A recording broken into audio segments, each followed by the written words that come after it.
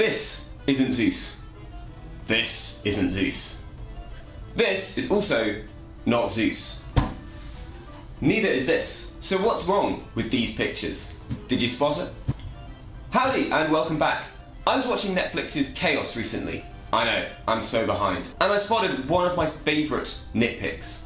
It's quite a niche one, but once you've watched this video it can annoy you too. So why do so many versions of Zeus not really depict Zeus?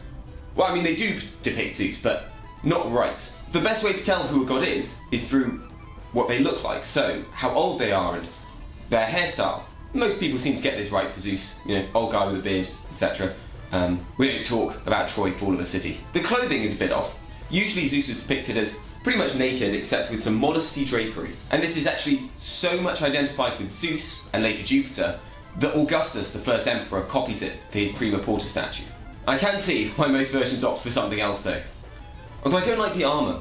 He's king of the gods. Why does he need armour? The most important thing is their insignia and what they're carrying. For Zeus, obviously we have the lightning bolt. But this isn't what Zeus's lightning bolt looks like. Nor that. Actually, none of this is what Zeus's lightning bolt looks like. These will use the zigzag sort of Harry Potter style lightning bolt. But that's not what lightning actually looks like. That's just what we today agree represents lightning. And the Greeks did not agree. The ancients had their own visual vocabulary. Ancient Greek lightning was shown as a double-ended flame engulfing a bundle of sticks or spears. We see this quite consistently across statues, friezes, coins, pots and more. Occasionally, they don't even bother with the sticks, it's just the flame. But usually, it's the two together. This continues in Roman times as well. We see this in coins, we see it in statues, we see it in oil lamps. This is what an ancient lightning bolt looked like. This is what Jeff Goldblum and Russell Crowe and Liam Neeson should be throwing. Now there is one major exception, and I'm sure some of you are screaming it at the screen already, especially if you're into Roman reenactment. 10 brownie points if you pointed out Roman shields. Frequently on Roman shields, whether the oval clypeus or the square scutum, we see zigzagged lightning bolts. We could go into a lot of detail on this, and perhaps in a follow-up video I'll go into a deeper dive on Roman shields. But the general gist is this. Roman zigzags on shields came in two types, square and triangular. As far as I can tell, and I'm going to do some more looking into this, as far as I can tell, the triangular zigzag that we know today didn't occur without the square. And neither of them occurred without that central plume of flame.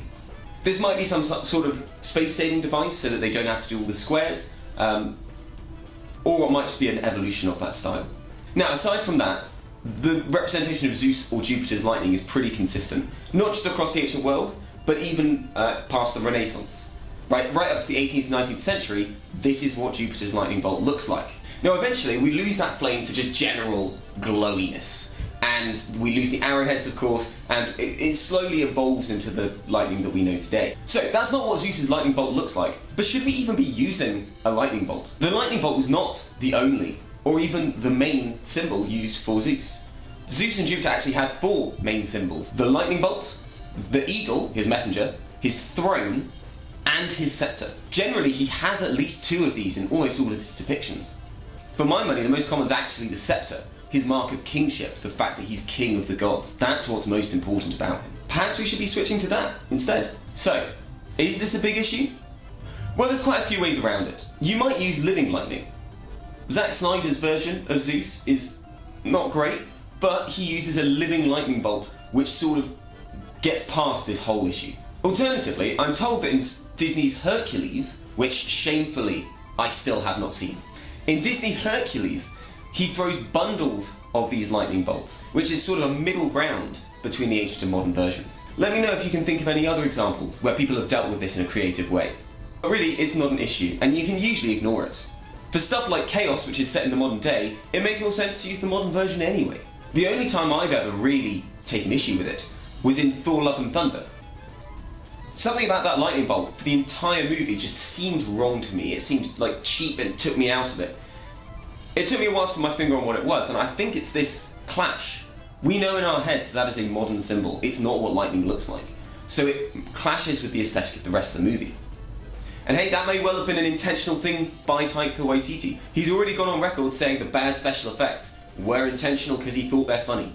Maybe this was meant to be funny as well. At the very least, it's something to be aware of. And next time you draw Zeus, or the Jupiter, you might want to do your own version of lightning. At the very least, you can add it to the list of nerdy things you can point out next time you watch a film with friends.